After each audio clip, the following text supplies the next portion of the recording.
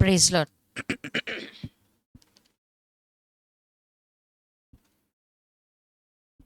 Praise lord అండి. అందరికీ వందనాలు. ఈరోజు స్త్రీల కూడికలో దేవుడు ఇచ్చిన ఈ కృపను బట్టి దేవునికి వందనాలు, స్తోత్రాలు చెల్లించుకుంటున్నాను. మరి ఒక్క ప్రార్థన చేత ఈ వాక్య ధ్యానంలో వెళ్దామండి, ప్రార్థించుకుందామండి. కృపగల దేవ, మహోన్నతుడా, మహిమగల రాజా, నీకు వందనాలు, స్తోత్రాలు చెల్లించుకుంటున్నాం. జీవాధిపతి, నీ పాదాల చెంత తండ్రి నాయన కూర్చొని నేర్చుకున్నటకు తండ్రి మాకు కృపనిస్తున్న దేవా, నీకు వందనాలు తండ్రి. మేలు చేత క్షేమము చేత తండ్రి ప్రతి దినమును తండ్రి నాయన మాకు తోడుగా ఉండి నడిపిస్తున్న దేవా, నీకు వందనాలు. మేము త్రొట్టిలో సమయంలో దేవా తండ్రి నాయన మా చేయి పట్టుకొని లేవనెత్తుతున్న దేవా, నీకు వందనాలు, స్తోత్రాలు చెల్లించుకుంటున్నాం అయ్యా. నీ వాక్యం చేత తండ్రి ప్రతి దినము మమ్మల్ని బలపరుస్తున్న దేవా, నీకు వందనాలు అయ్యా. నీ ఇరుకైన మార్గంలో తండ్రి నాయన మేము నడుచుటకు తండ్రి నాయన కృపనిస్తున్నందుకు నీకు వందనాలయ్యా. కృంగి ఉన్న వేళలో మమ్మల్ని లేవనెత్తిన దేవా, నీకు వందనాలు. ఒంటరి సమయంలో మాకు తోడుగా ఉన్నవాడా, నీకు వందనాలు, స్తోత్రాలు చెల్లించుకున్నాం. మాకు నీరు తుడిచిన దేవా, నీకు వందనాలు. మమ్మల్ని ఓదార్చువాడా, నీకు వందనాలు. మాకు ధైర్యం నిచ్చువాడా, నీకు వందనాలు, స్తోత్రాలు చెల్లించుకున్నామయ్యా. నీ పాద సన్నిధానంలో తండ్రి నాయన మేము కూర్చుండుటకు దేవా తండ్రి నాయన మాకు ఇంత ధన్యతనిచ్చిన దేవా, నీకు వందనాలయ్యా. అమ్మతో మరి ఒకసారి మాట్లాడుతున్నందుకు నీకు వందనాలయ్యా తండ్రి నాయన. నీ ఆ వాక్యం చేత తండ్రి మమ్మల్ని బలపరిచి నీలో స్థిరపరిచి దేవా తండ్రి మా నడతలను తండ్రి నాయన మేము సరి చేసుకునేలాగా తండ్రి నాయన నీ వాక్యం ద్వారా తండ్రి మాకు బోధిస్తూ దేవా తండ్రి నాయన నీవే తండ్రి నాయన వాక్యం ద్వారా మహిమ పొందుకోమని యేసయ్య నామంలో అడిగి వేడుకుంటున్నాను పరమ తండ్రి, ఆమెన్. వాక్య ధ్యానం కొరకు ప్రకటన గ్రంథము 3వ అధ్యాయము 15వ వచనం అండి. ప్రకటన గ్రంథము 3వ అధ్యాయము 15వ వచనం చూ. నీ క్రియలను నేను ఎరుగుదును, నీవు చల్లగానైనను వెచ్చగానైనను లేవు. నీవు చల్లగానైనను వెచ్చగానైనను ఉండిన మేలు. నీవు వెచ్చగానైనను చల్లగానైనను ఉండక నులువెచ్చనుగా ఉన్నావు గనక నేను నిన్ను నా నోట నుండి ఉమ్మివేయనుద్దేశించుచున్నాను. మరి ఒక వాక్యం చదువుకుందామండి. మత్తయి సువార్త 24వ అధ్యాయము. మత్తయి సువార్త 24వ అధ్యాయము 20వ వచనం. అప్పుడు మహాశ్రమ కలుగును గనక మీరు పారిపోవుట చలికాలమందైనను విశ్రాంతి దినమందైనను సంభవింపకుండవలనని ప్రార్థించుడి. అంతే చాలండి. పరిశుద్ధాత్మ దేవుడు ఈ వాక్యాల ద్వారా మనతో మాట్లాడలాగిన దేవుడు కృప కొరకు వేడుకుంటున్నానండి. మరి ఇక్కడ చూసిన 2 వాక్యాలలో ఒక మాట ఉందండి. ఆ రెండు ఒక మాట 2 వచనాలలో ఉందండి. ఒకసారి దాన్ని చూసి చెప్పినట్లయితే ఆ వాక్యం అందులో ఏముందండి? 3:15, 24, 20లో ఒకటే పదం ఉందండి. ఏముందండి? నీవు చల్లగానైనను వెచ్చగానైనను. మరి ఇక్కడ చూసినట్లయితే 20వ వచనంలో ఏముందండి? చలికాలమందైనను విశ్రాంతి దినమందైనను అని ఉంది. మరి ఈ వచనాలు ఆత్మలో ధ్యానించలాగిన దేవుడు కృప కొరకు అడుగుతున్నానండి. మరి మొదటి రాజుల గ్రంథము మొదటి అధ్యాయము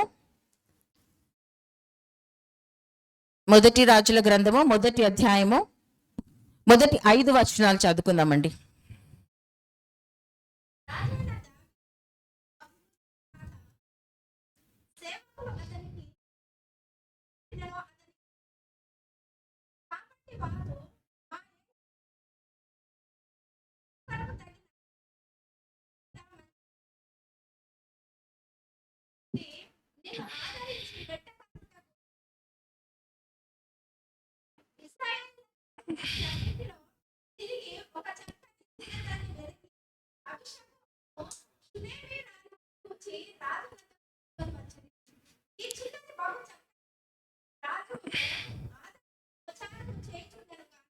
రాజు దానిని కూడలేదు.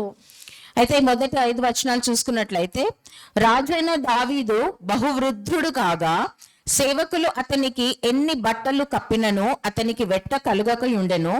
కాబట్టి వారు, మా ఏలినవాడవు రాజువునగు నీ కొరకు తగిన చిన్నదానిని వెదుకుట మంచిది, ఆమె రాజైన నీ సముఖమందు నిన్ను ఆదరించి వెట్ట కలుగుటకు నీ కౌగిట్లో పండుకున్ననని చెప్పి ఇశ్రాయేలుల దేశంలో దిక్కులన్నిటిలో తిరిగి ఒక చక్కని చిన్నదానిని వెదికిరి. ఆమె పేరు ఏమై ఉందండి? ఆమె పేరు అభిషేగు అని ఉంది. మరి రాజైన దావీదుని మనం చూసినట్లయితే దావీదు ఎన్నుకున్న వ్యక్తి. సౌలు రాజుగా ఉన్నప్పుడే దేవుడు దావీదుని అభిషేకించినాడు. ఆయన రాజుగా ఏలన ఆరంభించినప్పుడు ఆయన వయస్సు 30 సంవత్సరాలు. 2 సమూయేలు 5వ గ్రంథం 5వ అధ్యాయము 4వ వచనంలో చూసినట్లయితే 2 సమూయేలు 5వ అధ్యాయము 4వ వచనం. దావీదు 30 ఏండ్ల వాడై ఏలన ఆరంభించి 40 సంవత్సరములు పరిపాలన చేసెను. ఆయన ఎన్నేళ్ళు ఏళ్ళిండండి పరిపాలన చేసినాడు? 40 సంవత్సరంలో దావీదు పరిపాలన చేసినాడు. ఆయన 30వ ఏటలో ఆయన రాజుగా వచ్చినాడు. అప్పుడు ఆయన యొక్క జీవన విధానము బహు యవ్వనుడు. ఆయనను చూసినట్లయితే ఇతరులని వణికించేవాడు ఆయన. కానీ ఆయన బలం అంతా ఎవరి బలం? ఆయన ఎవరి నామంలో వెళ్ళేవాడు? దేవుడి నామంలో వెళ్ళాడు. ఆయన సొంత బలము కాదు, ఆయన సొంత జ్ఞానము కాదు. ఆయన ఎప్పుడు ఎవరిని ఆధారం చేసుకునేవాడు? దేవుడిని ఆధారం చేసుకునేవాడు. కాబట్టి ఆయన యొక్క జీవిత కాలంలో ఆయన ఒక కాపరిగా ఉన్నప్పుడు, ఆయన గొర్రెలను కాపాడాలన్నప్పుడు ఆయన పులిని చీల్చినాడు, సింహంని చీల్చినాడు, ఎలుగుబంటిని చీల్చినాడు. అదే రీతిగా వాళ్ళ అన్నలు యుద్ధ రంగంలో ఉన్నప్పుడు ఆయన వచ్చి గొలియాతుని చంపినాడు, ఫిలిస్తీయులను ఎదిరించినాడు. మరి ఆయన అటువంటి సమయంలో కూడా ఆయన రాజుగా లేడు. కానీ ఆయన 30వ ఏట వచ్చి 40 సంవత్సరాలు ఆయన రాజుగా ఉండి ప్రతి ఒక్క పట్టణంని ఆయన ఆధీనంలో చేసుకున్నాడు. అన్ని పట్టణంలో ఆయన ఆధీనంలో చేసుకున్నప్పుడు ప్రతి ఒక్క పట్టణము ఆయనకి లొంగిపోయినారండి. ఆయన కొల్ల సొమ్ము అంతా తెచ్చుకొని ఆయన ఒక ధనాగారంలో ఉంచుకునేవాడు, స్త్రీలను ఉంచుకునేవాడు. మరి వెండిని బంగారమును అక్కడ ఉన్నది ఏదైతే కొల్ల సొమ్ము ఉంటుండే, ఏది దేవుడు తీసుకోమన్నాడు అది మాత్రమే తీసుకొని తక్కిందంతా వదిలేసేవాడు. మరి అదే రీతిగా ఆయన ఆఖరిగా పట్టుకున్న పట్టణం ఏంటంటే జెబూసీయుల పట్టణము, దానికే యెరూషలేము అని పేరు. అయితే ఆఖరిగా పట్టుకొని దావీదు ఆ పట్టణాన్ని మొత్తం ఆయన ఆధీనంలో తీసుకొని ఆయన ఇశ్రాయేలు దేశంనకు గొప్ప రాజుగా 40 సంవత్సరములు ఆయన జీవితకాలం అంతా పోరాటాలే. ఆయన రక్తం చిందించేవాడు, పోరాటాలు, యుద్ధము. ఆయన ప్రతి దినము ఆయనకి యుద్ధమే ఉండేది. ఆయనకి ఎప్పుడు నెమ్మది అనేది ఆయన జీవితంలో లేకుండే. అటువంటి దావీదు బహువృద్ధుడైపోయినప్పుడు ఆయన కాగా సేవకులు అతన్ని ఎన్ని బట్టలు కప్పినను అతనికి వెట్ట కలుగక ఉండెను. అంటే దావీదు పరిస్థితి ఎలా అయిపోయిందండి? చల్లారిపోయింది. ఆయన రక్తం ఏమైపోయిందండి? చల్లారిపోయింది. ఆయన ప్రాణము, ఆయన దేహము ఉడికిపోయింది.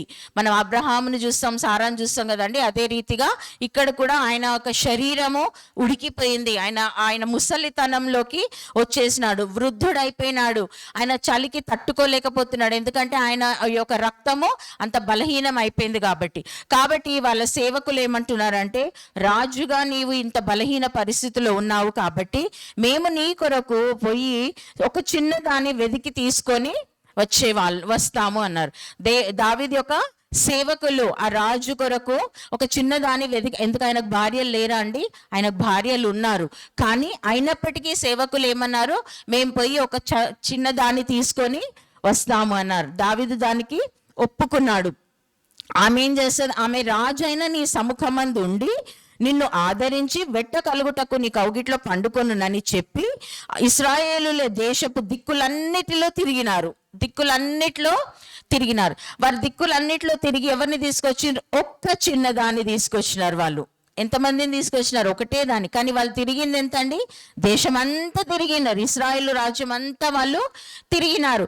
అంటే వాళ్ళు వెతికింది కూడా ఏక మనస్సుతో, ఏక ఆత్మతో వెతికిండ్రు. కాబట్టి వాళ్ళకి ఒక్క చిన్నది, అందరికీ కలిపి ఒక్క చిన్నదే దొరికింది. అంటే వాళ్ళ దృష్టి, వాళ్ళ ధ్యానము, వారి ఆత్మ, వారి మనస్సు అంతా వాళ్ళు ఎట్లా ఉండే అంటే, నా రాజుకి తగినదై ఉండాలా, నా రాజుకి ఆమె తగినదై ఉండాలా. ఆ రాజుకి తగినదై ఉండాలని 4 ఆలోచనలతో వెళితే తేగలుగుతారా అండి? తేలేరు. కాబట్టి వాళ్ళందరూ ఏకాత్మై ఏక మనస్సు కలిగి ఆ సేవకులు వెతికి వాళ్ళు తీసుకొని వచ్చినారు. అయితే ఆ చిన్నది దాని పేరు అభిషేకు. ఆమె పేరు ఏంటండి? అభిషేకు అంటే తిరుగులాడు తండ్రి కూతురు. తన తిరుగులాడువాడు ఎవరండి? అటు ఇటు తిరుగుతూ ఉండేవాడు ఎవరు? అపవాది. అంటే అపవాది తండ్రి, అటు ఇటు తిరిగేవాడు, తిరుగులాడువాడు ఆమెకి తండ్రి. అంటే స్థిరత్వం లేదు ఆయనకి, ఎక్కడ ఉండలేడు ఆయన, స్థిరత్వము లేదు, అటు ఇటు తిరుగుతాడు. ఆమె ఒక షూనేమియురాలు. యెహోషువ గ్రంథంలో చూసినట్లయితే మరి యెహోషువ యోర్దాన్ దాటిన తర్వాత, కానాన్ని స్వతంత్రించుకున్న తర్వాత 12 మంది గోత్రాలకి 12 విభాగాలుగా పంచేసి ఆ యొక్క భూమిని ఇచ్చేస్తాడు. అయితే అక్కడ షూనేమియురాలు వాళ్ళకి, ఇశ్శాఖారు గోత్రంలో వాళ్ళకి ఈ షూనేమి పట్టణము వచ్చింది. అది చాలా చిన్న పట్టణం అది. మరి ఇశ్శాఖారు ఒక గోత్రపుకి చెందినవాడు, యాకోబు కుమారుడు. యాకోబు కుమారుడు అయిన ఇశ్శాఖారుకి ఆయన యాకోబు అంత్యదినంలో ఇచ్చిన ఆశీర్వాదం ఏముంది మనం చూసినట్టయితే ఆదికాండము 49 13 14. ఆదికాండము 49. ఇశ్శాఖారు 2 దొడ్ల మధ్యను పండుకొని ఉన్న బలమైన గార్ధబము. ఎటువంటి వాడండి ఇశ్శాఖారు? 2 దొడ్ల మధ్యన. ఆయన అక్కడ కూడా స్థిరత్వం లేదు ఆయనకి, 2 మనస్సులు, ద్విమస్కనుడు. ఆయన పండుకొని ఉన్న బలమైన వ్యక్తి. మరి ఆయన ఎటువంటి వ్యక్తి? బలమైన వ్యక్తి, బలమైన గార్ధబము. గార్ధబము దేనికి పనికొస్తుందండి? వెట్టి చాకిరి, వెట్టికి పనికిస్తుంది అది. అయితే అతడు విశ్రాంతి మంచిదగుటయో ఆ భూమి రమ్యమైనదన్నిటియో చూచెను గనుక అతడు మోయుటకు భుజము వంచుకొని వెట్టి చేయు దాసుడైనాడు. ఎవరికి దాసుడైనాడు? ఇద్దరు యజమానులకి దాసుడైనాడు. ఆయనకి మనస్సు కూడా ఆయనకి స్థిరం లేదు, ఆయన ఆలోచనలు కూడా స్థిరం లేదు. కాకపోతే ఆయన చాలా బలమైన వ్యక్తి, వెట్టి చేసే వ్యక్తి. ఆయనకి ఆ గోత్రంలో పుట్టిన వ్యక్తి ఈ అభిషగు. ఏమైనా మంచి గుణాలు కలిగిన గోత్రం ఉందా అండి? అది లేదు. మరి ఆమె అటువంటి గోత్రంలో పుట్టిన చిన్నది అభిషగు. షూనేమియురాళ్ళు చూచి వాళ్ళు ఏం చేసినారండి? చూచినారు, వెతుకుతున్నారు. చూచి ఆ చక్కని దానిని, చిన్నదానిని రాజునొద్దకి తీసుకొని వచ్చిరి. ఆ చిన్నది బహు చక్కనిదై ఉండి రాజును ఆదరించి ఉపచారము చేయుచుండెను. అంటే ఇప్పుడు రాజు వయసు ఎంతండి? 70 years. ఆయన 40 సంవత్సరాలు ఏలినాడు రాజ్యంని. ఇంకా 30వ ఏట నుంచి ఆయన రాజ్య పరిపాలన మొదలుపెట్టినాడు. కాబట్టి రాజు యొక్క వయసు ఎంత ఉంటుంది? అప్రాక్సిమేట్గా 70 years ఉంటుంది. కాబట్టి ఆ వృద్ధుడైన దావీదుని సేవించడానికి, ఆదరించడానికి, ఉపచారం చేయడానికి ఎవరు వచ్చినారు? చిన్నది. ఎటువంటిది? ఈమె చిన్నది వచ్చింది, రాజున దగ్గర తీసుకొని వచ్చింది. ఆమె పని ఏముంది? ఆయనను ఆదరించాలా, ఉపచారము చేయుచుండెను గాని రాజు దానిని కూడలేదు. అంటే ఆమెకు ఒక భార్య హోదా ఇవ్వలేదు. మరి అటువంటి చిన్నది ఎందుకు దావీదు రాజుని దగ్గర ఉపచారం చేయడానికి రావాల్సి వచ్చింది? కారణం ఏంటి ఆమె రావడానికి? ఇక్కడ మరి దావీదు వృద్ధుడైపోయినాడు, ఆయనకి వెట్ట కలగట్లేదు. అవన్నీ ఆయన బలహీనతలు. ప్రసంగి గ్రంథం 12వ అధ్యాయం చూసినట్లయితే అది అందరికీ జరిగేది, అది కొత్త ఏమి లేదు అందులో. పుట్టిన ప్రతి వాడికి అది జరుగును. ప్రసంగి 12:3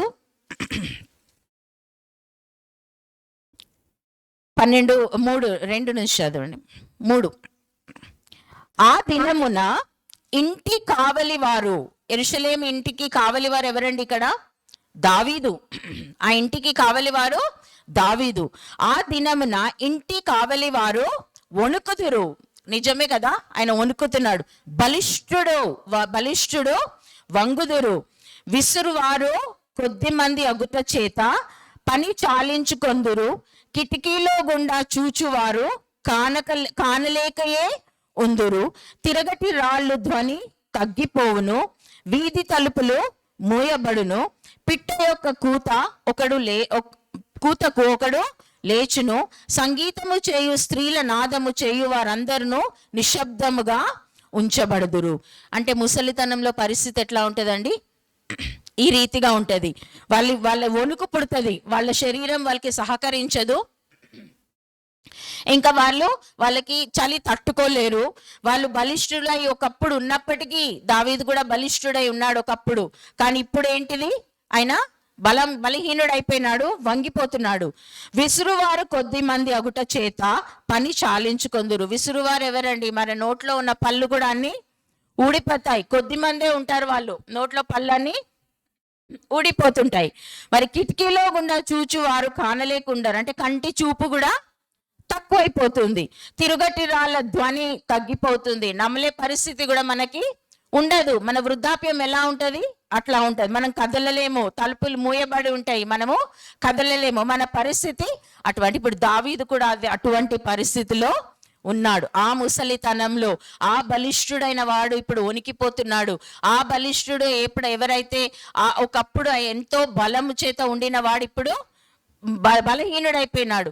ఎంతో ధైర్యశాలి అయి యుద్ధములు పోరాడిన వాడు ఇప్పుడు ఎదుటోని వణికించేవాడు. దావీదు వస్తున్నారంటే అందరూ వణికిపోయేవారు. అటువంటి పరిస్థితి ఉన్న రాజు ఇప్పుడు ఆయననే వణికిపోతున్నాడు. మరి ఇటువంటి పరిస్థితుల్లో ఉన్నప్పుడు ఆయనను ఆదరించడానికి ఒక చిన్నది అవసరత ఏముంది? వాళ్ళకి ఎంతమంది భార్యలు ఉన్నారు, ఆయనకు సేవ చేయొచ్చు, పిల్లలు ఉన్నారు. అబ్షలోము ఉన్నాడు, మరి అమ్నోన్ ఉన్నాడు, మరి అదే రీతిగా అదోని ఉన్నాడు, మరి సొలొమోను కుమారులు కూడా ఉన్నారు, బహుమంది కుమారులు ఉన్నారు ఆయన. కానీ ఎవరిని కూడా వాళ్ళు లెక్క చేయకుండా సేవకులందరూ నీ కౌగిట్లో, అంటే నీ రొమ్మున ఆనుకొని, యోహాన్ ఎట్లా ఉండండి, యేసుక్రీస్తుకి రొమ్మున ఆనుకొని ఉండేవాడు. కాబట్టి నీ రొమ్మున ఆనుకొని ఉండేవాడు అంటే నీ హృదయానికి దగ్గరగా ఉండి, నీ ఆత్మకి దగ్గరగా ఉండి, నీలో చల్లదనం రాకుండా నేను ఆత్మీయంగా మండేలాగున, అంటే చల్లగా అయిపోయిన పరిస్థితుల్లోకి వెళ్ళిపోయినప్పుడు ఇశ్రాయేలులు ఎవ్వరు దేవుడి మాట వినట్లేదు. ఆయన మాట వినకుండా అందరిని తృణీకరించేసి, అందరూ దేవుడిని వదిలేసి, నిజమైన దేవుడిని వదిలేసి వాళ్ళు ఏం చేస్తున్నారండి, విగ్రహారాధికులు అయిపోయినారు. ఎవరిని పడితే వాళ్ళు వివాహాలు చేసుకున్నారు. వాళ్ళ రాజు అయిన దేవుడిని కూడా వాళ్ళు వదిలేసుకున్నారు. అటువంటి పరిస్థితిలో ఇశ్రాయేలులకి ఆ చల్లదనం వచ్చేసింది. ఇంకా వాళ్ళలో ఆ మంట లేదు, యెహోవా అనే భయం లేదు, యెహోవా పట్ల వాళ్ళకి భక్తి లేదు, యెహోవా ఇచ్చిన ఆజ్ఞలు గైకొనడం కూడా వాళ్ళకి ఇష్టం లేదు. వాళ్ళు బాధలో ఉన్నప్పుడు, వేదనలో ఉన్నప్పుడు, దాసత్వంలో ఉన్నప్పుడు మొరపెట్టేస్తారు. న్యాయాధిపతుల గ్రంథం మొత్తం అదే కదా. వాళ్ళు మొరపెట్టినప్పుడు వెంటనే దేవుడు ఒక న్యాయాధిపతిని పంపిస్తాడు, రక్షకుడిని పంపిస్తాడు, వాళ్ళని విడిపిస్తాడు, తీసుకొని వస్తారు. మళ్ళీ వాళ్ళు 15 ఏళ్ళు, 17 ఏళ్ళు, 18 ఏళ్ళు, 20 ఏళ్ళు అట్లా వాళ్ళు మంచిగా ఉంటారు, దేవుడిని పట్టుకొని ఉంటారు. మళ్ళీ తర్వాత వెంటనే వాళ్ళు మళ్ళీ పడిపోతారు. అటువంటి పరిస్థితిలోకి వాళ్ళు వస్తూ వాళ్ళు ఏం చేసినారంటే మొత్తం వాళ్ళు చల్లారిపోయే పరిస్థితి వచ్చింది. అప్పుడు ఇశ్రాయేలులకి వాళ్ళు దేవుడే మాకు వద్దు అన్న పరిస్థితిలోకి వాళ్ళు వచ్చేసినారు. మరి ఇటువంటి సమయంలో వారి ఆ చిన్నదాన్ని తీసుకొని వాళ్ళు రావాల్సి వచ్చింది. అంటే ఇప్పుడు ఇశ్రాయేలుల నుంచి మనకే కదండి వచ్చింది రక్షణ. కాబట్టి ఈ చిన్నది ఎవరు అంటే సంఘానికి సూచన. ఈ చిన్నది ఎవరు అంటే సంఘానికి సూచన. మరి ఈ చిన్నదాన్ని తీసుకొని వస్తే ఎంతకాలం దావీదుని బ్రతికించగలుగుతారు వాళ్ళు? ఎంతకాలం? మనుషులైతే ఎంతకాలం కూడా బ్రతికించలేరు. ఎందుకంటే మన ఆయుష్ ఎవరి చేతిలో ఉంది? దేవుని చేతిలో ఉంది. మరి అట్లాంటప్పుడు వాళ్ళు ఎంతకాలం అనేసి ఈ చిన్నదాన్ని రాజు దగ్గర ఉంచి రాజును బ్రతికించుకోగలుగుతారు వాళ్ళు? మరి రాజును బ్రతికించుకునే వరకు ఇంకొక రాజు రావాలా, ఆయన ఇంకొక రాజుని పట్టాభిషేకం చేయాలా, ఇంకొక రాజుని వాళ్ళు తీసుకొని రావాలా. ఎందుకు ఈ పరిస్థితిలో ఈ చిన్నదాన్ని తీసుకొని వచ్చినారంటే రాజ్యరికంగా రాజ్యాంగంగా వాళ్ళు అదోని అక్కడ రాజుగా ఉండాలనేసి ప్రయత్నిస్తున్నాడు. అదోని ఎవరికి సూచనగా ఉన్నాడంటే అపవాదికి సూచనగా ఉన్నాడు. 6వ వచనం చదివినట్లయితే,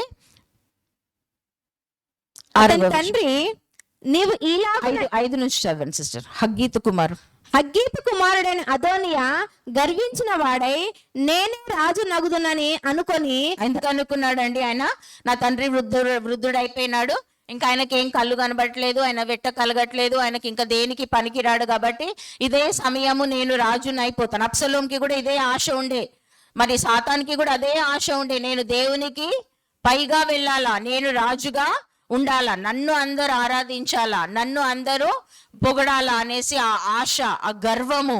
అయితే అదోనికి కూడా అటువంటి గర్వమే. మరి అదోని సొలొమోను కంటే పెద్దవాడు, ఆయన 4వ కుమారుడు, దావీదుకి 4వ కుమారుడు. అయితే ఆ రాజు అయితే నేను రాజుని నగ్దునని అనుకున్నాడు. కాబట్టి ఈ రాజు ఒకవేళ ఇశ్రాయేలుకి రాజు అయిపోతే దాని పరిస్థితి ఏమవుతుంది? ఆయన అదోనిని రాజుగా చేయలేరు, పట్టాభిషేకం చేయకూడదు. కానీ ఎవరికి మాట ఇచ్చినాడో 15వ వచనం చూసినట్లయితే 15, 16, 17. కాబట్టి బెత్షెబా గదిలోనున్న రాజునద్దకు వచ్చెను. రాజు బహువృద్ధుడైనందున షునేమీరాలైన అబిషగు రాజును కనిపెట్టుచుండెను. బెత్షెబా వచ్చి రాజు ఎదుట సాగిలపడి నమస్కారము చేయగా, రాజు నీ కోరిక ఏమని అడిగినందున ఆమె ఈలాగు మనవి చేసెను. నా ఏలినవాడా, నీవు నీ దేవుడైన యెహోవా తోడని నీ సేవకురాలనైన నాకు ప్రమాణము చేసి అవశ్యకముగా నీ కుమారుడైన సొలొమోను నా వెనుక ఏలువాడై నా సింహాసనమును మీద ఆసీనుడగునని సెలవిచ్చితివే అని ఆయన వాగ్దానం చేసినాడు. బెత్షెబాకి ఏం వాగ్దానం చేసినాడు? నీ కుమారుడైన సొలొమోనే నా తర్వాత సింహాసనం మీద కూర్చుండే రాజు అంటాడు. ఎందుకు ఈ రాజు యొక్క రాజు హోదా కొరకు, ఆ సింహాసనం కొరకు ఇంత గొడవ ఎందుకు అంటే, ఆ గోత్రంలో నుంచి, ఆ దావీదు యొక్క కుటుంబంలో నుంచి ఎవరు రావాలండి? మెస్సయ్య రావాలా, రక్షకుడు రావాలా. కాబట్టి అదోని అందులో ఆ యొక్క మెసానిక్ లైన్లో వస్తే, ఒకవేళ ఆ యొక్క కుటుంబంలో వచ్చేస్తే అదోనికి పుట్టలేడు కదండి మెస్సయ్య, రక్షకుడైన యేసుక్రీస్తు పుట్టలేడు. కాబట్టి అక్కడ రాజుగా ఎవరు నిర్మింపబడాలా? సొలొమోనే రావాలి అక్కడ. కాబట్టి ఒకవేళ దావీదు చనిపోయినట్లయితే అదోనా రాజుగా అయిపోతాడు. కాబట్టి ఆయన యొక్క జీవిత కాలం పొడిగించడానికి, సొలొమోని అభిషేకించే వరకు ఆయన జీవితాన్ని, ఆయన యొక్క ప్రాణాన్ని కాపాడాల్సిన బాధ్యత, ఆయన రాజ్యాన్ని కాపాడవలసిన బాధ్యత ఈ చిన్నది తీసుకుందండి. ఈ చిన్నది ఏ రీతిగా ఉందండి? చక్కనిది అంటామే. రెబెకాను కూడా దేవుడు అట్లాగే అంటాడు కదా, చక్కనిది అని. రాహేల్ను కూడా దేవుడు అలాగే అంటాడు, చక్కనిది అని. సారా కూడా చక్కనిది అని అంటాడు. మరి ఇక్కడ అభిషగుని కూడా చక్కనిది అంటున్నాడు. మరి ఈ సౌందర్యం ఏమిటి? సౌందర్యము, ఈ సౌందర్యం, ఈ చక్కనిది, ఈ చిన్నది అని అంటే ఆమె వయస్సు దావీదు వయసుకి చాలా చిన్నది, మేబీ 18 years 17 years ఆ రీతిగా ఉండవచ్చు. కాబట్టి అది చాలా చిన్నది. ఆమెకి ఏం ఆలోచన ఉంటుంది? లోకాశలు ఏముంటుందండి? నా తండ్రి ఇటు అటు తిరుగుతూ ఉంటాడు, నా తండ్రికి ఆయన ఎంత వెట్టి చాకిరి చేస్తున్నాడు, మరి నేను కూడా అలాగే జీవించాలేమో, మరి నేను కూడా దాసిగా వెళ్ళిపోవాలేమో, మరి నేను ఈ లోకంలో ఇవన్నీ ఉన్నాయి, ఇవన్నీ నేను పొందుకోవాలా అని ఆమెకు కూడా ఒక ఆశ ఉంటుంది. కానీ సేవకులకి లోబడింది. ఆమె సేవకులకి లోబడి రాజు సముఖమందు అంటే రాజు సన్నిధిలో, ఆయన సన్నిధిలో ఉండడానికి ఆమె ఇష్టపడి వచ్చింది. అంటే ఆమెకి ఆ చక్కదనానికి ఆమెకి ఏముంటాయండి? ఆమెకి ఒక సిద్ధ మనస్సు ఉంది ఆమెకి. నేను రాజు దగ్గర, ఆ అంతఃపురంలోకి ఆమెకి వెళ్ళిపోతే బెత్షెబా హోదా వస్తుందా అండి? రాదు. హగ్గీతు హోదా వస్తుందా? రాదు. ఆమె ఆ వయసులో మరి ఆయన ఉడికిపోయిన సమయంలో ఆమెకి పిల్లలు కలుగుతారా? కలగరు. మరి ఆమె జీవితం ఏంటి? ఆమె ఒక కన్యక, ఆమె జీవితం ఏంటి? అయినప్పటికీ రాజు యొక్క ప్రాణమును, రాజు యొక్క ఉద్దేశమును, రాజ్యమును కాపాడాల. కాబట్టి ఆమె ఏ మనస్సుతోటి అంతఃపురంలోకి వచ్చింది? ఒక సిద్ధ మనస్సు కలిగి వచ్చింది. మనం కూడా సిద్ధ మనసు కలిగే దేవుని ఆశ్రయించినాం కదండి. ఆమెకి కలిగిన చక్కదనం ఏంటంటే ఆమెకి పరిశుద్ధత ఉంది. ఆమె ఒక కన్యక. మరి ఇక్కడ ఏముందండి? దావీదు ఆమెని కూడలేదంట. అంటే ఆమె శరీరాన్ని సర్వాంగ హోమంగా సమర్పించుకుంది. ఆమె బహు సిద్ధ మనసుతో వచ్చింది, పరిశుద్ధతతో వచ్చింది. మరి వచ్చి నేను అంతఃపురంలోకి వచ్చినప్పుడు సేవకులు చెప్పిండొచ్చు, నువ్వు ఇందులో కాలు పెట్టినప్పుడు తిరిగి బయటికి వెళ్ళలేవమ్మా నువ్వు. మరి నువ్వు వేరే భార్యలకైతే వాళ్ళ అంతఃపురాలు ఉన్నాయి, నువ్వైతే నీ అంతఃపురము, దావీదు ఉన్న అంతఃపురంలో నుంచి బయటికి కూడా రాలేవు. నీ జీవిత కాలం అంతా నువ్వు అక్కడే ఉండాలి. ఒకవేళ ఆయన చనిపోతే కూడా నీవు అక్కడనే ఉండాలి, కానీ నీవు బయటికి రాలేవు. ఎందుకంటే నీవు ఇప్పుడు రాజుకి నువ్వు రాజు కొరకు వచ్చినావు కాబట్టి రాజు ఉన్నా లేకున్నా నీవు మాత్రము ఆయన యొక్క ఆ మర్యాదను నువ్వు దాటకూడదు. కాబట్టి ఆమె ఆ మాటలన్నీ వాళ్ళు చెప్పి ఉండొచ్చు సేవకులు, నువ్వు రాలేవమ్మా, మరి లోక ఆశలన్నీ కూడా నువ్వు ఆశించకూడదు అవన్నీ చెప్పింటే ఆమె సరే అని ఒప్పుకొని ఒక సిద్ధ మనస్సుతోటి మరి ఆమె ఆయనకి ఏం చేసిందండి, రాజుని ఆయన లోపలికి వచ్చేసి ఆమె దావీదు అంతఃపురంలోకి వచ్చేసాను కదా అని విచ్చలవిడిగా తిరిగిందా? తిరగలేదు. ఆమె ఎలా ఉంది? రాజు సన్నిధిలోనే, రాజు సమ్ముఖంలోనే ఉండి రాజుని ఆదరించి ఉపచారము చేయిచుండెను. అంటే ఆమెకి ఎంత సమర్పణ ఉంది, ఆమెకి ఎంత సమర్పణ ఉంది. మరి నేను రాజు ఒక భార్యగా వచ్చినాను కదా అనేసి వాళ్ళ మీద వీళ్ళ మీద బెత్షెబా మీద కానీ ఆమె ఎటువంటి గర్వము చూపించలేదు. ఆమెకు ఒక తగ్గింపు, ఆమె అసలే వచ్చింది ఇశ్శాఖారు గోత్రంలో నుంచి, ఆమె ఇంకా కూడా తగ్గించుకుంది దేవుని రాజు సముఖంలో ఉండడానికి. ఒక సిద్ధ మనస్సుతోటి, ఒక పరిశుద్ధతతోటి, ఒక సమర్పణతోటి మరి ఆమె వచ్చి ఉందండి. అదే రీతిగా చూస్తే యజమానుడు వాడబడే పాత్రగా ఉంది ఆమె ఉట్టిగా వచ్చేసి ఆ రాజభవనంలో ఉన్నవన్నీ ఎంజాయ్ చేస్తూ అక్కడ ఉండలేదు. ఆమె వాడబడుతుంది. ఎవరి కోసం వాడబడుతుంది? రాజు కొరకు వాడబడుతుంది. అయితే అభిషేకు రాజు కొరకు వాడబడుతుంది. మరి ఆమె వచ్చిన ఉద్దేశం ఆమెకి తెలుసు. ఆమె వచ్చిన ఉద్దేశం ఆమెకి తెలుసు. ఆమె ఆయనను ఆదరిస్తుంది, ఆయన పరిచారం చేస్తుంది, ఆయనకు ఉపచారం చేస్తుంది.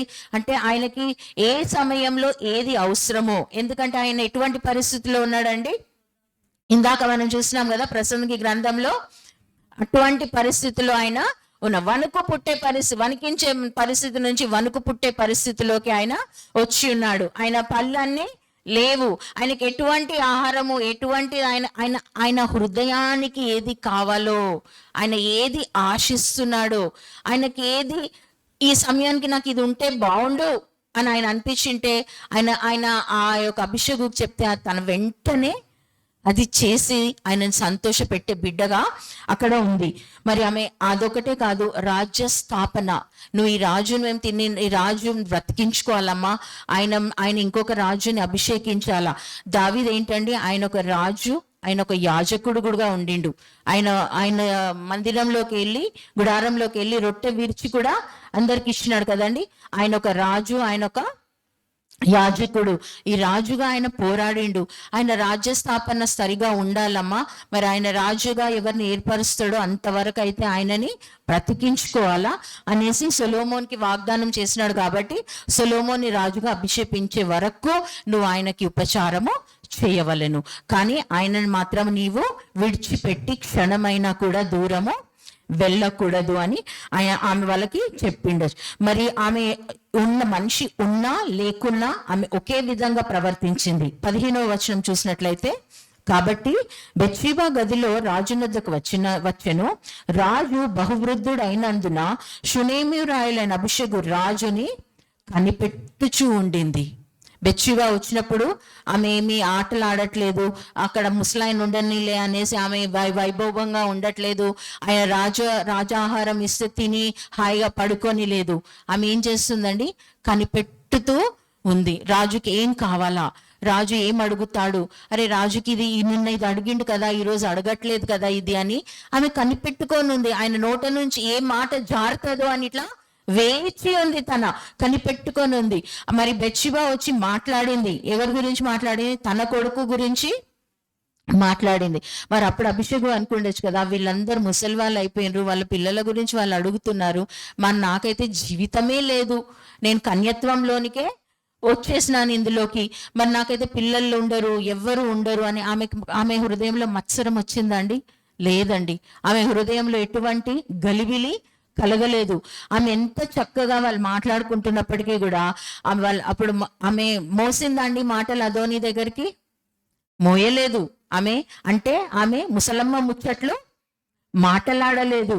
ఆమె వచ్చిన పని, ఆమె ఉద్దేశము, ఆమె సమర్పణ ఆమె చూసుకుంటుంది. అయితే ఆమె ఎటువంటి పరిస్థితిలో ఉన్నప్పటికీ బెత్షెబా వచ్చి మాట్లాడినా అదోని కూడా చాలా యవనస్తుడే, ఆమె అదోని కూడా యవనస్తుడే కాబట్టి ఆమె వెళ్ళి చెప్పవచ్చు, నీ మీద వాళ్ళు కుట్ర పన్నుతున్నారు, సొలొమోన్ని రాజుగా చేయమంటున్నది బెత్షెబా అని చెప్పి చెప్పవచ్చు. ఎందుకంటే అదోని కూడా అభిషేకుని పెళ్లి చేసుకోవాలనుకుంటాడు దావీదు చనిపోయిన తర్వాత. ఒకవేళ మనం చూసినట్లయితే 21వ వచనం చూడండి.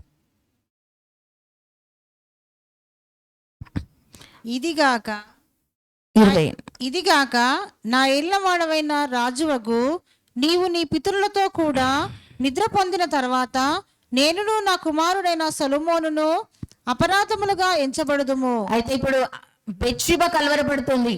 ఇన్ని సంవత్సరాలు దావీదుకి భార్యగా ఉన్న బెత్షెబా ఆమె సొంత భర్తని కూడా దావీదు యుద్ధంలో చంపించినాడు కదండి.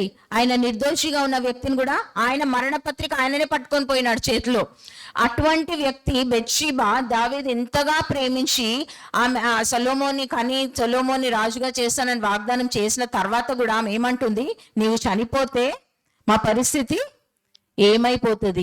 మరి మాట పలికినప్పుడు మరి అబ్షగు కొంచెమన్నా రియాక్ట్ అయిందండి. అయ్యో మరి నా పరిస్థితి ఏంటి, రాజు ఉన్నంత కాలము వీళ్ళు ఉపచారం చేయించుకుంటారేమో, నాకు మర్యాద ఇస్తారేమో, ఆ తర్వాత రాజు చనిపోయిన తర్వాత నా పరిస్థితి ఏంటి, నా జీవితము ఏంటి అని ఆలోచించిందా? ఆలోచించలేదు. ఆమె ఉద్దేశం ఏంటిది, రాజుకి నేను పరిచర్య చేయాలా, రాజుని నేను ఆదరించా, నాకొక బాధ్యత ఇచ్చినారు, ఏంటిది, రాజుని బ్రతికించాలా, రాజుని బ్రతికిస్తే ఆయన సొలొమోన్ని పట్టాభిషేకము చేస్తాడు. మరి సొలొమోన్ చేతిలోకి రాజ్యం వెళ్తే అప్పుడు రాజ్య స్థాపన జరుగుతుంది, అందులో నుంచి రక్షకుడు వస్తాడు, అప్పుడు ఆయన లోక రక్షకుడు అవుతాడు. కాబట్టి నాకు ఒక బాధ్యత ఉంది, నేను చిన్నదాన్నే కానీ ఆమె ఎటువంటిది, చక్కనిదై ఉన్నది. కాబట్టి ఆమె రాజు సన్నిధిలోకి వచ్చినప్పుడు రాజు ఆమెని చేర్చుకున్నాడు, కానీ ఆమెని కూడలేదు. అంటే ఆమె శరీర ఇచ్చలన్నీ చంపేసుకుంది, ఆమె కోరికలన్నీ చంపేసుకుంది, లోక ఆశలన్నీ చంపేసుకుంది. ఆమె ఎవరికి సమర్పించేసుకుంది, దావీదు రాజుకి సమర్పించుకుంది. మరి దావీదు రాజు ఆమెకి ఏమన్నా చేయగలిగినాడండి? ఆమె ఏమన్నా అడిగిందా, నాకు ఇది కావాలా, నాకు ఇది కావాలా, బెత్షెబా వాళ్ళకి ఇవన్నీ ఉన్నాయి, నాకు అవన్నీ కనీసం అవన్నీ ఇవ్వండి అని ఏమన్నా అడిగిందా? అసలు ఒక్క మాట కూడా లేదు ఇక్కడ అభిషగుది, ఒక్క మాట కూడా అభిషగుది లేదు. ఆమె సంపూర్ణంగా ఆమె లోబడింది. అయితే ఈ రాజ్యము, ఈ రాజ్య భారము, ఈ రాజ్య స్థాపన అంతం వరకు ఈ పోరాటము ఉందండి. ఇప్పుడు ఇందులో మనం ఎక్కడైనా కనబడుతున్నామండి? ఈ యొక్క ఎపిసోడ్ లో రాజు దగ్గరికి చిన్నది రావడము, అదోని రాజుగా అవ్వాలని గర్వించడము, మరి సొలొమోను పట్టాభిషేకం చేయబడాలని బెత్షెబా రావడంలో మనం ఏదైనా మన పాత్ర ఏదైనా ఉందంటారా ఇందులో? మనమే ఆ చక్కని చిన్నవాళ్ళమండి, మనమే ఆ చక్కని చిన్నవాళ్ళము, మనమే రాజు దగ్గరికి వచ్చినాము. సేవకులందరూ వచ్చి మనల్ని వెతికి వెతికి వెతికి వెతికి తీసుకొని వస్తున్నారు. మనమే ఒక కన్యక, మనము రాజు యొక్క రాజ్య స్థాపన నిమిత్తం మనము వచ్చి ఉన్నాము. ఆయన మనల్ని ఎన్నుకున్నాడు. ఎవరున్నారు నా రాజ్య స్థాపన కొరకు పనిచేసేవాళ్ళు? ఇప్పటి వరకు దావీదు రాజుగా ఉన్నాడు, ఒక యాజకుడుగా ఉన్నాడు, కానీ మెల్కీసెదెకు క్రమం చొప్పున రావాలంటే ఒక సమాధానకర్త రావాలా. సొలొమోను రాజుగా అయినప్పుడు సొలొమోను జీవిత కాలంలో ఎప్పుడు కూడా యుద్ధాలు జరగలేదు. ఆయన సమాధానముగా ఇజ్రాయేలులని పరిపాలించినాడు. ఆ సమాధానకర్త రావాలా? ఆ సమాధానకర్త రావాలంటే అందులో మన పాత్ర ఉంది. ఇశ్రాయేలు చల్లబడిపోయినారు, వాళ్ళకి ఇంకా వెట్టలేదు. మనం చూసినట్లయితే ప్రసంగి గ్రంథము 4వ అధ్యాయము 11వ వచనం. ప్రసంగి 4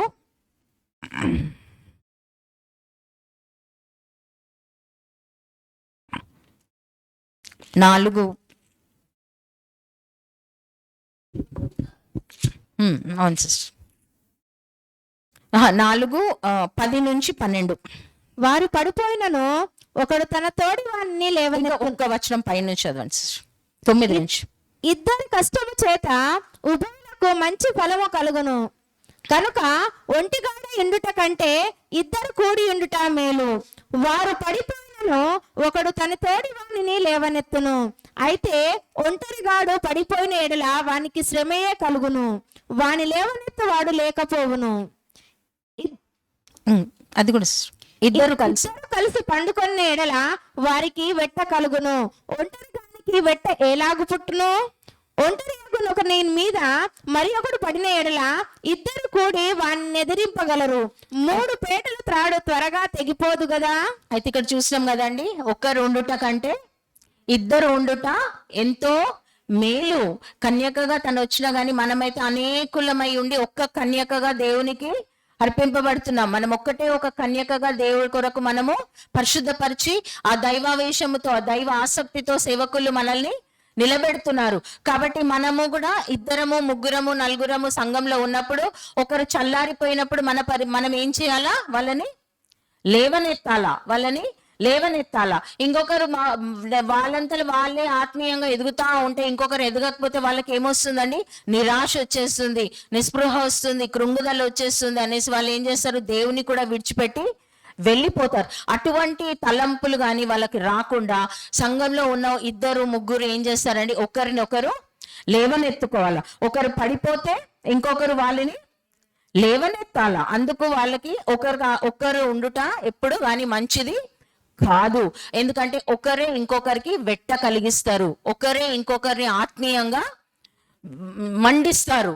ఒకరు మండుతున్నారు అని అంటే ఇంకొకరు ఆటోమేటిక్ గా పక్కకున్న వాళ్ళు మండుతుంటారు. మనం ముందు చెప్పుకున్నాం కదండి, మండే పొయ్యిలో చల్లని కట్టె వేస్తే అది కూడా మండుతుంది. కాబట్టి ఇద్దరు ఉంటే ఒకరు పడిపోతున్నా, ఒకరు త్రోవ తప్పి వెళ్ళిపోతుంటే ఆత్మీయంగా మాట్లాడి, ఇప్పుడు ఇక్కడ అభిషేకం మాట్లాడిందండి సొలొమోను బత్షెబ దావీదుతో మాట్లాడడానికి వచ్చినప్పుడు మాట్లాడలేదు ఆమె, కానీ ఆమె సేవ మాత్రము చేసింది, ఆమె పని మాత్రం ఆమె చేసింది. అట్లా మౌనంగా ఉండి మన సహోదరులు కానీ మా సహోదరులు కానీ వాళ్ళు ఆ పరిస్థితిలో, చల్లబడిన పరిస్థితిలో ఉన్నప్పుడు వాళ్ళని హేళన చేయకుండా వాళ్ళకు కూడా మనము వెట్ట కలిగించడం అంటే ఆత్మీయంగా వాళ్ళు మండిస్తాము. అదే రీతిగా చూసినప్పుడు అయితే మరి ఆ స్త్రీ ఒక కుమారుడు చనిపోయినప్పుడు ఏలియా కూడా అదే చేస్తున్నాడు కదండి, వెళ్ళిపోయి కుమారుడి మీద పడుకున్నాడు, వెట్ట కలిగించాడు, జీవము వెళ్ళింది ఆయనలో నుంచి.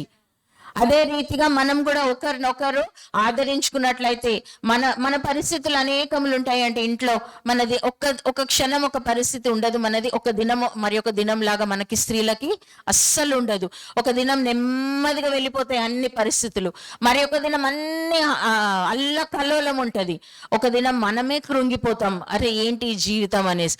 ఒక దినం మనం పిల్లల వైపు చూస్తాము, ఒక దినం మన ఆర్థిక పరిస్థితి చూస్తాము, ఒకసారి ఉద్యోగాల విషయం ఆలోచిస్తాము, ఒక్కొక్కసారి మన పిల్లల ఆత్మీయ విషయం చూసి కూడా మనం కృంగిపోతాం, మరే వీళ్ళు ఎందుకు వెనకబడిపోతున్నారు అని కూడా మనకి బాధ కలుగుతుంది. అట్లాంటప్పుడు మనము ఒకరు ప్రార్థన విజ్ఞాపనల కొరకు లేకపోతే పంచుకున్నప్పుడు మనం వాళ్ళకి వెట్ట కలిగించి వాళ్ళని కూడా ఓదార్చి వాళ్ళని కూడా లేవనెత్తి వాళ్ళు కూడా పడిపోకుండా నిలబెట్టే స్త్రీల వలె మనం కూడా ఉండాల. ఎందుకంటే మన ఉద్దేశం ఏంటి? రాజ్య స్థాపన. అదోని ఈ రాజ్యంలోకి రాకూడదు, అదోని రాజుగా ఎవరి జీవితంలో ఉండకూడదు, సొలొమోనే రాజుగా ఉండాల. ఎందుకంటే సొలొమోను కంటే గొప్పవాడిని కదా మనం ఆరాధిస్తున్నాము. కాబట్టి మనము సొలొమోను రాజుగా, ప్రతి ఒక్కరికి యేసుక్రీస్తు రాజుగా వారి హృదయంలో ఉండులాగిన మనం కూడా వాళ్ళకి సహాయకరంగా ఉండాలి. మరి ఇక్కడ చూసినట్లయితే ఒక చిన్నది వచ్చి తనని తాను సమర్పించుకుంది. మరి ఆమెను సిద్ధపరిచింది ఎవరండి? సేవకులు సిద్ధపరుస్తున్నారు. మరి అదే రీతిగా మనం చూస్తే చదవడానికి టైం ఉండకపోవచ్చు. యెఫ్తాను చూసినట్లయితే యెఫ్తా యుద్ధం పోరాడేసి వచ్చిండు కదండి, యుద్ధం పోరాడేసి వచ్చి దేవునితో ఏం మొక్కుబడి చేసుకున్నాడండి యెఫ్తా? ఎదురు ఏదొస్తుందో నేను అది నీకు సమర్పించుకుంటా అన్నాడు. అప్పుడు ఎదురు ఎవరు వచ్చినారండి? ఆయన కూతురు వచ్చింది. అయితే ఆయన ఏం చేసినాడు? బహు దుఃఖపడ్డాడు. తండ్రి బహు దుఃఖపడ్డాడు. కానీ బిడ్డ దుఃఖపడిందా? బిడ్డ దుఃఖపడలేదు. ఆయన చేసిన వాగ్దానానికి ఆమె లోబడింది. అదే రీతిగా మనం హన్నాను చూసినట్లయితే హన్నా కూడా ఏం చేసిందండి? నాకు గర్భఫలం ఇస్తే నేను నీకు ఆ యొక్క కుమారుని నీకు సమర్పిస్తానని. ఇక్కడ యెఫ్తానేమో అనుకోకుండా బిడ్డను ప్రతిష్ఠించిండు, ఇక్కడ హన్నానేమో ప్రతిష్ఠిస్తా అని చెప్పి వాగ్దానం చేసి ప్రతిష్ఠించింది. ఇక్కడేమో సేవకులు సిద్ధపరిచి తీసుకొని వస్తే ఈ చిన్నది ప్రతిష్ఠించుకుంది. అయితే మన పిల్లలు కూడా మనం ఒకవేళ హన్నలాగా ప్రార్థించి దేవునికి సమర్పించుకుంటే దేవుడు తప్పక పిల్లలని అంగీకరిస్తాడండి. మనం అనుకోని పరిస్థితుల్లో నుంచి బయటికి వచ్చి, లేకపోతే మన పిల్లలు ఈ పరిస్థితిలో ఉన్నారు కదా, వాళ్ళు లోకంలో కలిసిపోయి ఉన్నారు కదా అని మనం ఆ యుద్ధం పోరాడేసి వచ్చి ప్రభు నీ చేతికి అప్పగిస్తున్నారు, ప్రభు నా వల్ల అయితే కాదు, నేనైతే పోరాడలేను, కాకపోతే నాకు ఓర్చుకునే శక్తిని మాత్రం నాకు ఇవ్వు అని చెప్పి మనం బ్రతిమలాడుకొని మన పిల్లలను దేవుడికి సమర్పించుకుంటే పిల్లలు కూడా నెమ్మదిగా వస్తారు. కానీ కాకపోతే అక్కడ మనకు కావాల్సింది ఏంటి? ఓర్పు. యెఫ్తా వచ్చి కుమార్తెకు చెప్పినప్పుడు కుమార్తె ఏం చేసిందండి? వెళ్ళిపోయింది, కొన్ని నాళ్ళు వెళ్ళిపోయింది, తనను తాను సిద్ధపరచుకొని ప్రతిష్ఠించుకుంది. అదే రీతిగా సమూయేలు కూడా ఏలీ దగ్గర వదిలిపెట్టేసినప్పుడు నాకు రాదు, నేను ఉండను అని ఏడ్చినాడండి? లేదు. బిడ్డకి తల్లి నేర్పిస్తూ వచ్చింది, నేను వదిలిపెడతాను నాన్న, దేవుడు నాకు పిల్లలు లేకపోతే నీకు ఇచ్చినారు, మేబీ చెప్పిండొచ్చు కూడా, పెద్దమ్మ దగ్గర పిల్లలు ఉండే బిడ్డ, నాకు లేరు, నేను ఏడ్చినాను, దేవుని సన్నిధిలో గోజాడినాను, దేవుడు నాకు కుమారుని ఇచ్చినాడు, నేను దేవునికి మొక్కుబడి చేసుకున్నాను, వాగ్దానం చేసినాను, కాబట్టి నేను సమర్పించుకుంటాను అక్కడ ఏలీ దగ్గర, నువ్వు పాలు విడిచిన వెంటనే అని ఆయనకి బోధిస్తూనే ఉండొచ్చు. ఎందుకంటే మనం చూసినట్లయితే యాకోబు భార్య కడుపులో 2 జనాంగంలో ఉంటున్నాయి కదా, ఆ 2 జనాంగంలో పోరాడుతూ ఉన్నాయి గర్భంలోనే కదండి. మరి అటువంటి సమయంలో రెబెకా ఎంత వేదన పడి భర్త దగ్గరికి వెళ్ళి, అత్త దగ్గరికి వెళ్ళి, వాళ్ళ దగ్గరికి వెళ్ళి చెప్పిందండి. అత్త అయితే లేదు, అప్పటికి చనిపోయింది, సారా చనిపోయింది, రెబెకా వచ్చింది. కాబట్టి చెప్పిందండి? లేదు. ఆమె ఏమనింది? నేను దేవుని సన్నిధికి వెళ్ళి నేను అడుగుతాను. కాబట్టి మనకి 2 మార్గాలు. ఒకటి ఏంటంటే ఒకరిని ఒకరు వెట్ట కలిగించుకోవాలా, ఒకరినొకరు లేవనెత్తుకోవాలా, ఒకరినొకరు ఆత్మీయంగా వెలిగించుకోవాలా, ఒకరినొకరు ఆదరించుకోవాలా. అదే రీతిగా మన బిడ్డలని కూడా దేవునికి సమర్పించుకుంటే మనము ఆ సమర్పణ ప్రార్థనలో దేవుడు వాళ్ళని తప్పక కనికరిస్తారు. విడిచిపెట్టే దేవుడు కాడు. కన్నీటి ప్రార్థనకు ఆయన జవాబు ఇవ్వకుండా ఇప్పుడు ఉండడు. న్యాయమైన ప్రతి కోరికను ఆయన తీర్చే దేవుడు. ఆశగల ప్రాణాన్ని తప్పక ఆయన తృప్తిపరిచే దేవుడు. ఆయన రాజ్యం నిమిత్తం నువ్వు గోజాడినప్పుడు ఆయన తప్పక వినే దేవుడు. కాబట్టి బిడ్డలను సమర్పించుకోవడంలో తల్లి పాత్ర, తండ్రి పాత్ర ఉన్న బిడ్డలు కూడా సమర్పించుకొని వాళ్ళంతా వాళ్ళు దేవుని సన్నిధిలో వాళ్ళు సమర్పించుకొని సిద్ధ మనసు కలిగి ఒకే ఉద్దేశం కలిగి ఆయన సేవిస్తూ ఆయనను ఆదరిస్తూ ఆయన యొక్క రాకడ కొరకు కనిపెట్టుకొని ఆమె ఏం చేసిందండి? ఇక్కడ కనిపెట్టుకుని. దేవుడు ఎవరి కోసం వస్తారండి? చుట్టాలు ఎవరైనా మన ఇంటికి వస్తారంటే కదా మనం కనిపెట్టుకొని ఉంటాము. ఎవరు రారంటే మనం ఎట్లుంటామండి? ఇష్టం వచ్చినట్టు ఉంటాం. వాళ్ళ చుట్టాలు ఎవరైనా వస్తున్నారు, లేకపోతే ఎవరైనా వస్తున్నారు అంటే వాళ్ళకి కనిపెట్టుకొని ఉంటాం. 4 అయిందని చెప్తే 10 to 4కి ఏమో వాళ్ళు వచ్చేస్తారేమో, చూడిపో కొంచెం అని ఇంట్లో ఉన్న వాళ్ళందరినీ మనము తొందర పెడతాం. 4 అయిపోయిందంటే ఏ క్షణమైన వాళ్ళు వస్తారు. కాబట్టి ఇది కూడా మనం ఆఖరి ఘడియలో ఉన్నాము. కాబట్టి ఏ క్షణమైన దేవుడు ద్వారం యొద్ద. మనం చూసినట్లయితే 7 సంఘాల్లో చూసినప్పుడైతే ఎఫీసీ సంఘంలో ఆయన ఎక్కడున్నాడండి? సంచరిస్తున్నాడు సంఘాల మధ్యలో. మొదటి వచనం ఎఫీసీ సంఘానికి రాసినప్పుడు ప్రకటన గ్రంథంలో ఆయన ఎక్కడున్నాడండి? సంచరిస్తున్నాడు. 7 దీపస్తంభంల మధ్యలో ఆయన సంచరిస్తున్నాడు. చదువుదామండి ఒక వాక్యం, అది 7 నక్షత్రములు అంతేనండి. తన కుడి చేత పట్టుకొని 7 దీప స్తంభముల మధ్య సంచరించేవాడు చెప్పు సంగతులేవనగా. ఎక్కడ సంచరిస్తున్నాడండి? ఆయన సంఘముల మధ్యలో ఆయన సంచరిస్తున్నాడు. మరి అదే లవోదికీయ సంఘంలో వచ్చినప్పుడు ఆయన ఎక్కడున్నాడు అంటే ద్వారం బయట ఉన్నాడు. ఎక్కడి నుంచి ఎక్కడికి వచ్చేసినాడు? ఆయన సంఘంలో నుంచి ఆయన బయటికి వచ్చేసినాడు. లవోదికీయ సంఘంలోకి వచ్చినప్పుడు ఆయన ఎక్కడున్నాడు అంటే ద్వారం బయట ఉండి నేను నీకు తలుపు తట్టుచున్నాను అంటాడు. ఆ వచనం దొరికితే ఎవరైనా చదవండి. అది 20 అండి. నేను తలుపు వద్ద నిలుచుండి తట్టుచున్నాను, ఎవడైనాను నా స్వరము విని తలుపు తీసిన ఎడల నేను అతని యొద్దకు వచ్చి అతనితో నేనును నాతో కూడా అతడును భోజనము చేయదము. అయితే ఎఫీసీ సంఘంలో ఆయన ఎక్కడున్నాడు? సంఘంల మధ్యలో సంచరిస్తూ వాళ్ళని హెచ్చరిస్తూ వాళ్ళకి బోధిస్తూ ఉన్న దేవుడు ఎక్కడికి వచ్చేసినాడండి? ఇప్పుడు తలుపు యొద్దకి వచ్చేసినాడు. కాబట్టి ఈ యొక్క హెచ్చరిక మాటలు దేవుడు మనతో మాట్లాడుతున్నాడు. కాబట్టి మనము మన బిడ్డలను కూడా మనం సమర్పించుకొని, దేవుడు తప్పక మన విజ్ఞాపన ప్రార్థన ఆయన వినే దేవుడు. హన్నా ప్రార్థన విన్నాడు కదండి. మరి అదే రీతిగా మనం చూసినట్లయితే మనము ప్రతి స్త్రీ, గొడ్రాలుగా ఉన్న ప్రతి స్త్రీ, లాస్ట్ టైం సిస్టర్ చెప్పిన రీతిగా సారా ఏడ్చింది, సారాకు బిడ్డల్ని ఇచ్చినాడు. రెబెక్కా 20 సంవత్సరాల పిల్లలు లేకుంది, రెబెక్కాకి ఇచ్చినాడు. రాహేలుకి ఇచ్చినాడు. అందరికి పిల్లల్ని ఇచ్చినాడు. లేయాకి ఇచ్చినాడు పిల్లల్ని. ప్రతి ఒక్కరికి ఇచ్చినాడు. ఎందుకు ఇచ్చినాడు పిల్లల్ని? ఎందుకంటే మీరు భూమి మీద విస్తరించాలని, నా కొరకు ఒక రాజ్యంగా మీరు ఉండాలని, నా రాజ్య స్థాపన నిమిత్తము మిమ్మల్ని ఒక పాత్రలుగా అక్కడ ఉంచున్నానని దేవుడు మనల్ని భూలోకంలో మనకు ఒక సాక్ష్యంగా ఉండులాగున మనల్ని దేవుడు ఇక్కడ ఉంచినాడు. కాబట్టి తల్లులుగా మనం ప్రార్థించినప్పుడు మరి మనం ఏమన్నా యుద్ధం పోరాడేసి మనకుంటాయి ఆత్మీయ యుద్ధాలు అనేకములు. మనం పని చేస్తూ ఉంటాం కిచెన్లో, కానీ మనకి 1,00,000 తలంపులు ఉంటాయి మన హృదయంలో కదండి. ఆ తలంపుల్లో ఉన్నప్పుడు ఎవరైనా అడ్డం వచ్చి మాట్లాడితే కూడా వాళ్ళ దగ్గర మనం విసుక్కునేస్తాం. సమాధానం కూడా చెప్పాము ఒక్కొక్కసారి. ఎందుకంటే మన ఆలోచనలో మనం అంత లీనమై వెళ్ళిపోతా ఉంటాం. ఎందుకంటే మనకి లోకరీతిమైన పరిష్కారాల కోసం మనము ఆలోచన చేస్తుంటాం. కానీ మనం దేవునికి సమర్పించుకున్నట్లయితే దేవుడే మార్గం తెలుస్తాడు. ఎందుకంటే మనకి ఎవరిని ఇచ్చినాడు? సేవకులను ఇచ్చినాడు. వాళ్ళు అన్ని వైపులా వెళ్ళినా కానీ వాళ్ళు వెతుక్కొని తీసుకొని వస్తారు.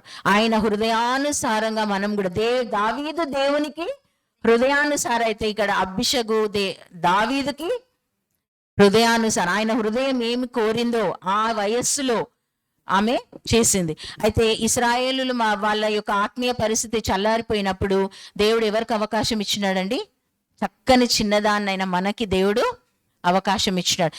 ఈ చిన్నదాని వల్ల రాజ్య స్థాపన జరగాల. పోరాడేది ఎవరండి? దేవుడే. ఒక వచనం ఉంటుందండి ప్రకటన గ్రంథంలో, నాకు గుర్తు రావట్లేదు. అదేముంటదంటే, మీరు పోరాడి జయోత్సవముతో పోరాడి మాకు ఆ యొక్క జయోత్సవం యొక్క బిరుదుని, బహుమతిని మాకు ఇస్తున్నారు. పోరాడింది దేవా మీరే, కానీ ఆ జయోత్సవం యొక్క మహిమను ఎవరికి ఇస్తున్నారు? సంఘానికి ఇస్తున్నారు. సంఘము మీరు పోరాడినారు అని చెప్పి దేవుడు మనకి ఒక ఘనతని ఇస్తున్నాడు. కానీ పోరాడింది ఎవరండి? ప్రతిసారి మనం ఆయన పాద సన్నిధానంలోకి వెళ్ళి పడిపోయినప్పుడు దేవుడే మన పక్షంగా పోరాడతాడు. ఎందుకంటే ఆయన విడువని ఎడబాయని దేవుడని యాకోబుతోనే ఆయన ప్రమాణం చేసిన దేవుడు. ఆయన సజీవులకి దేవుడు. అబ్రహాము, ఇస్సాకు, యాకోబుల దేవుడు ఇప్పుడు నాకును మీకును దేవుడై ఉన్నాడు. కాబట్టి మన పరిస్థితి ఏమై ఉన్నా కానీ మన బిడ్డలను మనం సమర్పించుకున్న, బిడ్డలు చూసి తమంతలు వాళ్ళే సమర్పించుకున్న, సేవకుల యొద్దకు తీసుకొని వస్తే సేవకుల మాటలు విని కూడా వాళ్ళు సమర్పించుకుంటారు. కాబట్టి మనము కృంగిపోవాల్సిన అవసరం మనకి లేదు. కాబట్టి సమస్తమును దేవుని సన్నిధికి అప్పగించి దేవుడే కార్యం చేయలాగన ప్రతి నిమిషం దేవుడి సన్నిధిలో మనం విజ్ఞాపన చేస్తూ పిల్లలను ఎత్తిపట్టుకుంటూ మనల్ని మనం ఎత్తిపట్టుకుంటూ దేవుని రాజ్య స్థాపన నిమిత్తమై సమర్పించుకుందామండి. ఈ చిన్న వాక్యం దేవుడు దీవించునుగా. ఆమేన్. ప్రార్థించుకుందాం. మహోన్నతుడా, మహిమగల రాజా, నీకు వందనాలు, స్తోత్రాలు చెల్లించుకుంటున్నామయ్యా తండ్రి నాయన. నీ కృప చేత తండ్రి నాయన మాతో మాట్లాడిన దేవా నీకు వందనాలు, స్తోత్రాలు చెల్లించుకుంటున్నాం తండ్రి. అయోగ్యులమైన మమ్మల్ని దేవా తండ్రి నాయన, పరిశుద్ధాత్మ దేవా నీ మాటల చేత తండ్రి నాయన మేము ఏమై ఉన్నామో తండ్రి నీ కొరకు తండ్రి నాయన మాకు బోధించిన విద్యాన్ని బట్టి నీకు వందనాలు, స్తోత్రాలు చెల్లించుకుంటున్నాం ప్రభా. అవును ప్రభా తండ్రి నాయన, మేము నీ రాజ్య స్థాపన నిమిత్తం సాక్షులుగా ఉండేలాగిన సహాయమును దయచేయండి ప్రభా. మాకు తండ్రి నాయన అభిషేకం వంటి మనస్సును దయచేయండి ప్రభా. సిద్ధ మనస్సును దయచేయండి తండ్రి నాయన. సమర్పణను దయచేయండి ప్రభా. దేవా నిన్ను తండ్రి నాయన ఆదరించి వారమే ఉండేలాగిన సహాయంలో దయచు. మెల్లవేళలో నీవే మమ్మల్ని ఆదరించి వాడవై ఉన్నావు. కానీ దేవా తండ్రి నువ్వు దుఃఖపడతావయ్యా మా విషయంలో. దేవా మా బిడ్డల విషయంలో దుఃఖపడతావు, మా ఇంటి విషయంలో దుఃఖపడతావయ్యా. మేము అనేక మార్లు తండ్రి నిన్ను పక్కకు పెట్టేసి దేవా తండ్రి మా సొంత ఆలోచనలతో మేము నడిచి వెళ్ళిపోతున్నావేమో ప్రభా. మా యొక్క ఆ విశ్వాస యాత్రలో దేవా తండ్రి నాయన మేము కుడికి ఎడమకి త్రొట్టిల్లకుండా దేవా మమ్మల్ని నడిపించమని బతిమాలుకుంటున్నామయ్యా తండ్రి నాయన. తండ్రి దేవా నీకు మేము ఏ రీతిగా ప్రీతికరంగా బలహీనంగా ఉన్నాము దేవా. మా బిడ్డలు కూడా మాకు అనేక విషయంలో దేవా గాయపరిచినప్పటికీ దేవా తండ్రి నాయన నీవు కృపచేత మమ్మల్ని ప్రేమించి క్షమించిన రీతిగా దేవా మేమును వారిని క్షమించి దేవా తండ్రి మేమును వారిని ఎత్తి పట్టుకొని నీ పాద సన్నిధానంకి సమర్పించి బిడ్డలుగా ఉండేలాగిన సహాయమును దయచేయమని వేడుకుంటున్నామయ్యా. యెహోషువ వలె మేమును తండ్రి నాయన నేనును నా కుటుంబమును తండ్రి నాయన యెహోవాను సేవిస్తామని తండ్రి నాయన ఆయన మాట్లాడిన రీతిగా తండ్రి నాయన మేమును అది తండ్రి నాయన మాట్లాడినాక మాకు సహాయమైన దయచేయము తండ్రి. మా బిడ్డలను మార్గంలో నడిపించమని వేడుకుంటున్నామయ్యా. లోక ఆశలు అనేకములు తండ్రి, లోక సౌందర్యము తండ్రి నాయన వారి కంటికి తండ్రి నాయన ఆకర్షణీయంగా కనబడుతుంది ప్రభా. కానీ నీ పరిశుద్ధత సౌందర్యమే తండ్రి నాయన గొప్పదని సెలవిచ్చినావు ప్రభా. అటువంటి సౌందర్యంతో మా బిడ్డలను అలంకరించమని వేడుకుంటున్నాం ప్రభా. నీ రాకడ కొరకు మేమును కనిపెట్టు వారమై ఉండేలాగున సహాయమును దయచేయమని వేడుకుంటున్నాం తండ్రి. నలుదిక్కుల తండ్రి నీ సేవకులు వెతికి తండ్రి ఈ చిన్నదాని వెతికి తీసుకొని వచ్చిన లాగున తండ్రి అనేకులను వెతికి తీసుకొని వచ్చేలాగా మాకును సహాయమును దయచేయమని వేడుకుంటున్నాం తండ్రి. నీ వాక్యం చేత మమ్మల్ని బలపరిచినావు తండ్రి. నీ మర్మములను నాకు బోధించినావు తండ్రి. మర్మములు బోధించడం నీ వంతు అని సెలవిచ్చినావు ప్రభా. ఆ రీతిగా మాకు బోధించినందుకు నీకు వందనాలు స్తోత్రాలు చెల్లించుకుంటూ మేము ఒకరినొకరు ఆదరించుకుంటూ బలపడుతూ స్థిరపరుస్తూ నీ సన్నిధానంలో నిరంతరము నిలబడులాగిన మా ఆఖరి ఊపిరి వరకు దేవా తండ్రి నాయన నీ ఎటువంటి పరిస్థితుల్లో కూడా తండ్రి నాయన మేము త్రొట్టిల్లకుండా దేవా నీ కొరకు నిలబడులాగిన మాకు సహాయమును దయచేయమని బతిమాలుకుంటూ వేడుకుంటూ తండ్రి నాయన నీ సన్నిధానంలో అడుక్కుంటూ విజ్ఞాపన చేస్తూ యేసయ్య నామంలో అడిగి వేడుకుంటున్నాను పరమ తండ్రి. ఆమెన్. ప్రైజ్ ది లార్డ్ అండి.